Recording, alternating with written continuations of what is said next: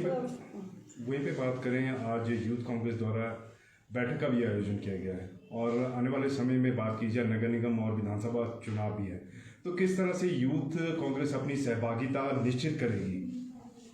देखिए, भारतीय युवा कांग्रेस की अगर हम बात करें तो कोई भी चुनावों में युवाओं की एक बहुत बड़ी जिम्मेदारी होती है और युवा कांग्रेस लगातार एक संगठन के तौर पे, एक फ्रंटल के तौर पे जिम्मेदारी निभाता आ रहा है।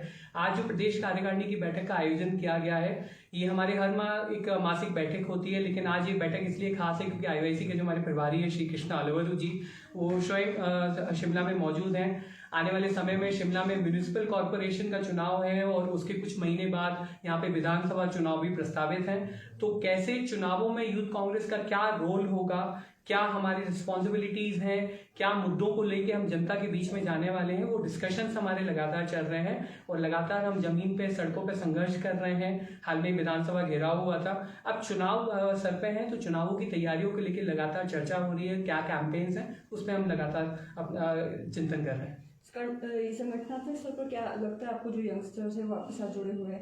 क्योंकि कुछ दिनों पहले आपके जो पूर्व अध्यक्ष रहे हैं उन्होंने दूसरी पार्टी ज्वाइन कर लिया, जिसकी वजह से आपको लगता है कि कहीं ना कहीं इसका नुकसान जो है? देखिए, पार्टी माँ के समान होती है। पार्टी, कांग्रेस पार्टी की अगर हम बात करें तो कांग्रेस पार्टी एक बहुत बड़ा पेड़ है और कई बार पतझड़ भी होता है, कुछ लोग पार्टी छोड़ के जाते हैं और बहुत से लोग पार्टी के साथ जुड़ते हैं।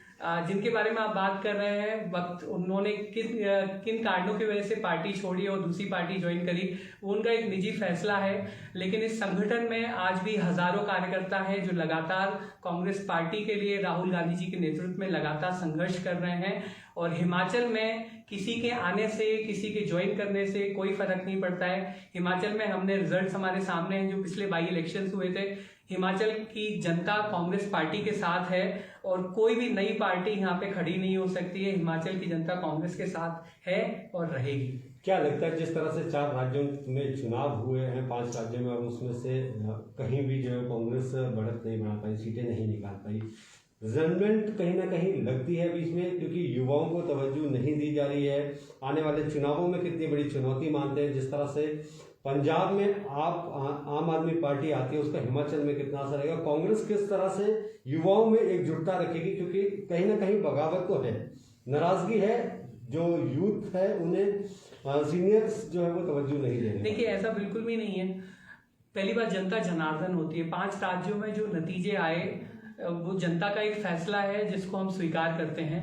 CWC की हमारी बैठक हुई, नेतृत्व में उसमें काफ़ी चिंतन हुआ कि क्या गलतियां रही, क्या कमियां रह गई जिन पे हमें काम करने की ज़रूरत है। अभी लोकसभा के सेशन के तुरंत बाद एक चिंतन शिविर का आयोजन किया जा रहा है। उस चिंतन शिविर में हम उस पर चिंतन करेंगे कहाँ कमी है, किन चीज़ों पे हमें काम करने की ज़रूरत है और उन पर डेफिनेटली काम होगा। आपने बात की कि आम आदमी पार्टी पंजाब में आ गई, हिमाचल में उसका क्या फ़र्क पड़ेगा? मैं आपसे सवाल करता हूँ, आम आदमी पार्टी ने गोवा में भी चुनाव लड़ा, उसका क्या नतीजा रहा? उत्तराखंड में भी चुनाव लड़ा, उसका क्या नतीजा रहा? उत्तर प्रदेश में भी चुनाव लड़ा, उसका क्या नतीजा रहा? पंजाब का जो एक चुनाव है वो एक विशेष परिस्थिति में चुनाव हुआ और उस समय हो सकता है हमारी संगठन के तौर पे कोई गलतियां रही, हमारे नेतृत्व में कुछ हमारे फैसले गलत हुए होंगे। जनता ने जो फैसला लिया हम उसको मानते हैं। कुछ एंटी इनकम्बेंसी थी, बिकॉज कैप्टन साहब वहां पे थे और फिर सडनली चन्नी साहब को मौका मिला। लेकिन चूंकि मैं पंजाब के चुनाव में वहां काम कर रहा था, बहुत करीब से मैंने चुनाव देखा है।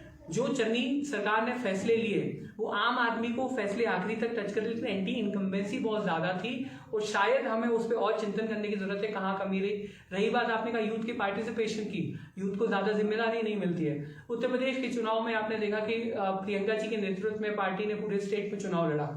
हमारे यूथ कांग्रेस के जितने ऑफिस बीयर्स ने अलग अलग असेंबली से अप्लाई किया तो सभी को, काफी को मौका मिला। कुछ रह जाते क्योंकि देखिए चुनाव एक परिस्थिति पे होता है, वहाँ के मैरिट्स होते हैं कैंडिडेट्स के, किस सर्वेज होते हैं, सर्वेज का नतीजा आता है, उसके आधार पे टिकट दिया जाता है। ये कभी नहीं देखा जाता कि उसकी उम्र क्या है, उसकी एज क्या है, ये देखा जाता है जीत का फैक्टर क्या है। बाकी चुनाव में हार जीत, देखिए हार और जीत लगी रहती है। हम बाई इलेक्शन जीते, हम कुछ चुनाव हारे, आप वो क्यों नहीं बात करते हैं कि हम 3 राज्य जीते भी थे, उसके बाद कुछ परिस्थिति बनी। अब आने वाले समय में हिमाचल में और गुजरात में जो चुनाव है, आप इस बात को याद रखिएगा कि हिमाचल में लैंडस्लाइड विक्ट्री कांग्रेस पार्टी की होगी और हम दोबारा सरकार में लौटेंगे और हिमाचल के लोगों को एक अच्छा नेतृत्व देंगे। क्या ये माना जाए कि 2022 में युवाओं को जो है वो टिकट आवंटन के लिए जो है यूथ कांग्रेस फाइट करेगी नेशनल लेवल पे भी, क्योंकि यहाँ पे भी देखा गया जो एक्स प्रेसिडेंट यूथ प्रेसिडेंट जो छोड़ के गए उन्हें पार्टी में कहीं भी जो है वो पोस्ट नहीं दी गई, हालांकि देखिए मैं अभी आपको बोला कि टिकट एक परिस्थिति में के आधार पे होता है।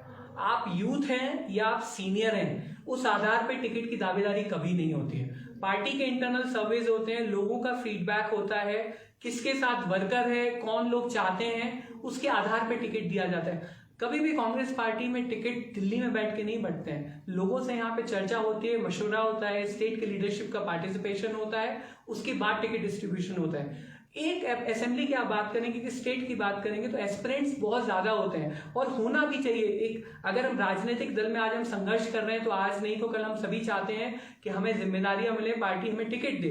कुछ लोग नाराज हो जाते हैं, कुछ को नहीं टिकट मिल पाता है, कुछ लोग पेशेंस नहीं रख पाते हैं, वो उनका एक निजी फैसला हो सकता है। लेकिन देखिए पार्टी, मैंने पहले भी बोला, पार्टी माँ के समान है।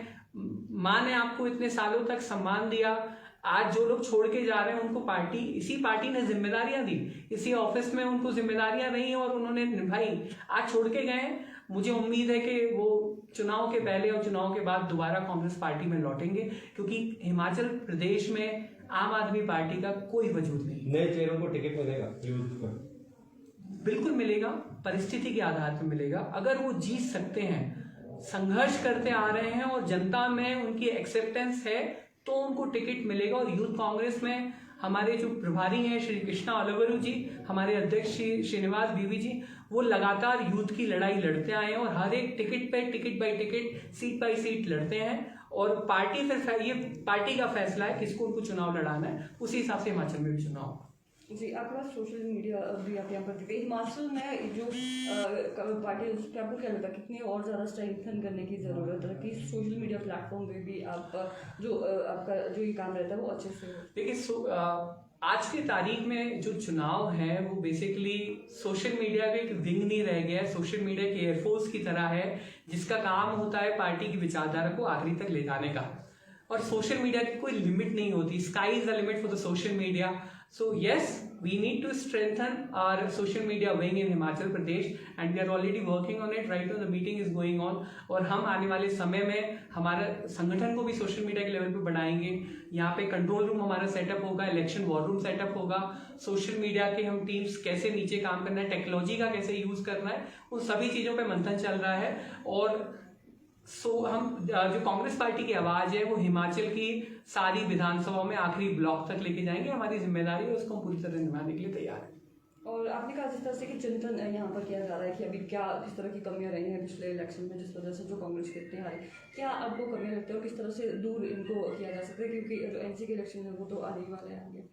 देखिए चिंतन इस बात पे हो रहा है कि क्या कमी रह गई, पंजाब में क्या कमी रह गई कि हम सरकार में नहीं आ पाए दोबारा, और उत्तराखंड और उत्तर प्रदेश और बाकी स्टेट्स में क्या कमियां रही, गोवा में हम नहीं आ पाए। कमियों पे बात होगी और क्या फैसले लेने की जरूरत है। जैसे CWC के बाद आया कि संगठन में बदलाव होंगे, PCC प्रेसिडेंट से रेजिग्नेशंस लिए गए सारे PCC प्रेसिडेंट से, तो बदलाव का दौर शुरू हो चुका है। जहां जहां गलतियां हैं उन पे काम किया जाएगा, बेहतर डिसीजन लिए जाएंगे और देश को एक अच्छा विपक्ष और अच्छा एक नेतृत्व आने वाले समय में दिया जाएगा।